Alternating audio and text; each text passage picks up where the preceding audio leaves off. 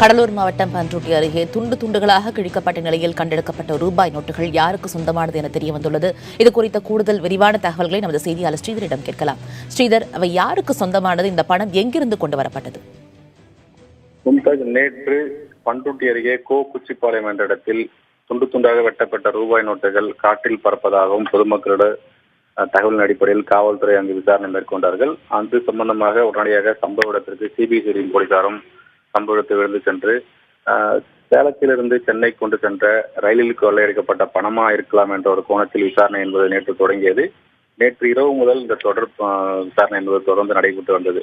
இது சம்பந்தமாக ஊடகங்கள் தொடர்ந்து செய்தி வெளியிட்டன. குறிப்பாக புதிய ஆரம்பத்திலிருந்து தற்போது வரை தொடர்ந்து செய்தது.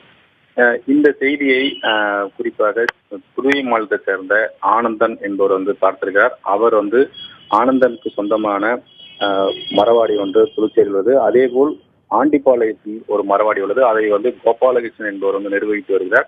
அந்த கோபாலகிருஷ்ணன் நிர்வகித்து வரும் மரவாடி பகுதியில் ரிசர்வ் பேங்க் ஆஃப் இந்தியாவிலிருந்து இதுபோல் துண்டுகளாக வெட்டப்பட்ட நோட்டுகளை டன் கணக்கில் எடுத்து எரியூட்டுவதற்காக, குறிப்பாக தொழிற்சாலையில் நெருப்பு மூலம் எரியூட்டுவதற்காக இதை பயன்படுத்துவதாக ஆர்பிஐ இதை டெண்டர் மூலம் விற்பனை செய்து வருகிறது. ஒரு கிலோ ₹1.60 விற்பனை செய்யப்படுகிறது. இதில் டன் கணக்கில் வாங்கி வரப்பட்டு இந்த மரவாடி மூலமாக பல்வேறு தொழிற்சாலைகளுக்கு எரியூட்டுவதற்காக இதை விற்பனை செய்கிற வைத்திருந்தார்கள்.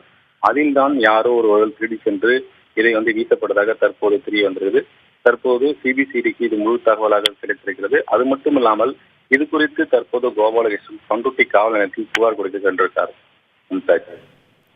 ஸ்ரீதர், இந்த துண்டு துண்டாக வெட்டப்பட்ட நோட்டுகள் அங்கு கொட்டப்பட்டதற்கான காரணம் என்ன? மர ஆலை உரிமையாளர் இது குறித்து என்ன தெரிவிக்கிறார்? அவருக்கு இது குறித்து எந்த தகவலும் இதற்கு முன்னே தெரிய வரவில்லையா? குறிப்பாக இந்த ஆண்டிப்பாளையம் பகுதியில் இருக்கும் அந்த மரவாடியில் தற்போது 5 லோடு, அதாவது குறிப்பாக 5 லாரியில் லோட் செய்யப்பட்டு தற்போது அங்கு இறக்கி வைக்கப்பட்டதாக தெரிய வந்திருக்கிறது. அதில் தான் ஒரு பை என்பது காணாமல் போனதாக தற்போது சொல்லப்படுகிறது.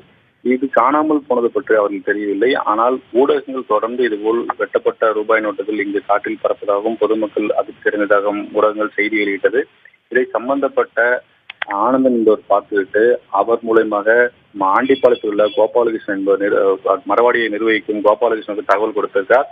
அதன் அடிப்படையில் தான் அவர்கள் அங்கு ஆய்வு செய்த போது ஒரு பேக் காணாமல் போன தெரிய வந்தது. அதன் அடிப்படையில் தான் தற்போது இந்த தகவலை காவல்துறைக்கு சம்பந்தப்பட்டவர்களை தெரிவித்திருக்கிறார்கள். எங்கள் நிறுவனத்தில் தான் நாங்கள் ஆர்பிஐயில் முறையாக பணம் கட்டி டெண்டர் மூலமாக எடுத்து வரப்பட்ட பணப்பைகள் தான் இது. அதை வெட்டப்பட்ட எரியூட்டுவதற்காக கொண்டு வரப்பட்ட பைகள் தான் இது காணாமல் போனது என்று தற்போது புகார் கொடுக்க தெரிய வந்திருக்கிறார்கள். இது நேற்று செய்தி வருவது அது வரைக்கும் தெரியாத இருந்திருக்குது. தற்போது செய்தியின் மூலமாக சம்பந்தப்பட்டது தெரிய புகார் அளிக்க திட்டமிட்டிருக்காங்க.